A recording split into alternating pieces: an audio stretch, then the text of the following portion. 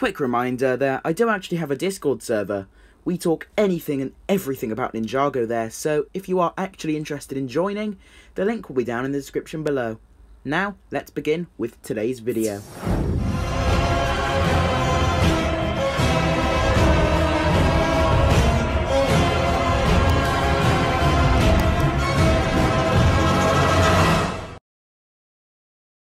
Hey guys, my name is Overlord X, and you are watching a brand new Ninjago Legacy 2021 ideas video from me. So, as we all know, Ninjago's 10th anniversary is quickly approaching just next year.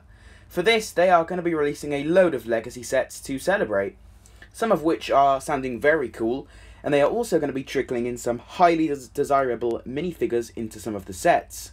But there's still many more minifigures they could and should include in some upcoming Legacy sets, and that is exactly what we are going to be discussing in today's video.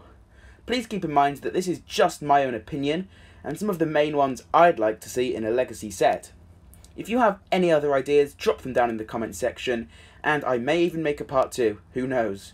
With this finally out of the way, let's begin with today's video.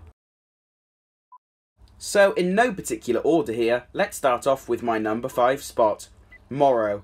Now, Morrow is a fan favourite character, of course, and with that being said, a lot more people urgently want a Legacy minifigure variant of him, and I can see why. His original 2015 variant was a fantastic minifigure, and was essentially something we have not seen before in a Ninjago minifigure. So, updating it and adding a few more fine details would be awesome to see, and a lot of fans would definitely go crazy for it. They could do with making his actual ghost headpiece a bit brighter, as that was an issue with the old one. The green was just too dark with his hairpiece over the top of it, so if they could make that green a bit brighter, that would be great, and would be a great improvement. Lastly, this is a very small thing, but they could add that small green flash to his hair too to make it even more accurate.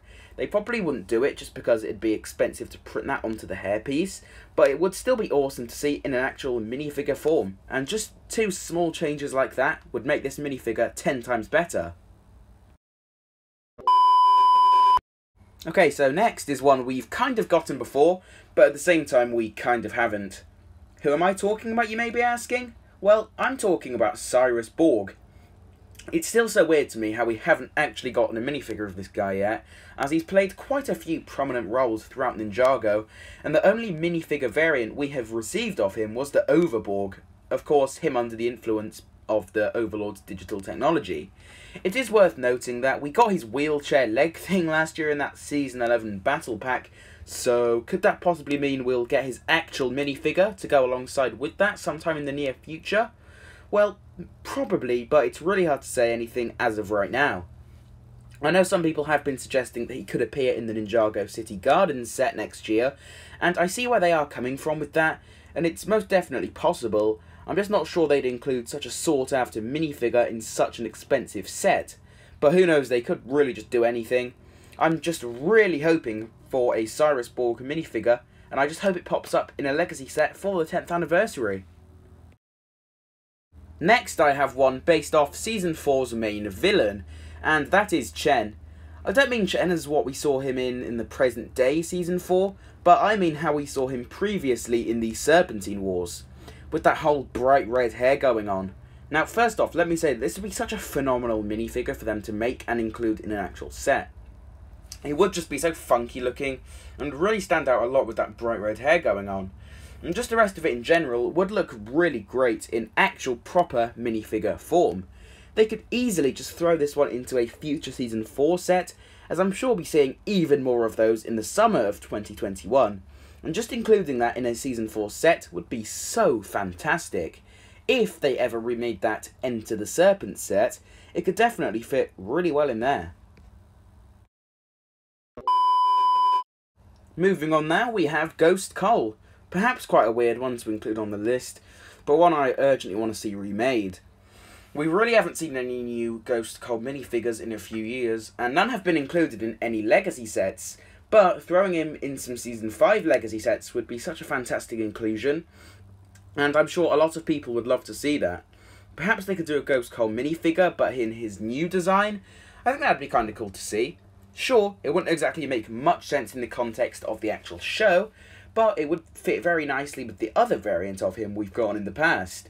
And it isn't exactly like Legacy is very show accurate anyway, so I don't think that'd be an issue, but it sure would look awesome.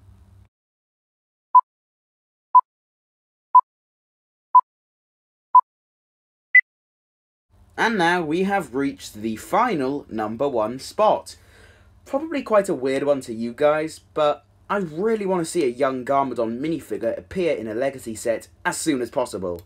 This would be so awesome to see, and they may as well just make a young Wu to go along with this. Then we would have two very awesome matching minifigures. This would be such a good figure to actually get with that awesome hairpiece, and the design overall would just be fantastic to actually see. One main thing I'd like for them to do with it is to include a dual-sided face, one with his normal expression and one with his evil red eyes after he's been bitten by the Great Devourer. That would be such a phenomenal addition to the minifigure, and that would make such a great addition to anyone's minifigure collection. So yeah, all I really have to say for this one, I just really hope they go ahead and make this eventually. So yeah, with that being said, we have reached the end of today's video. As always, if you enjoyed, please do smash a like on it. If you want to go that extra mile, then don't forget to subscribe to the channel and turn on that notification bell icon to never miss out on a future video from me. Don't forget to also subscribe to the channel and join my Discord server. Halloween update is on the way very soon there, and 300 members is extremely close now. So, with all of this finally being said, I will see you all in my next one.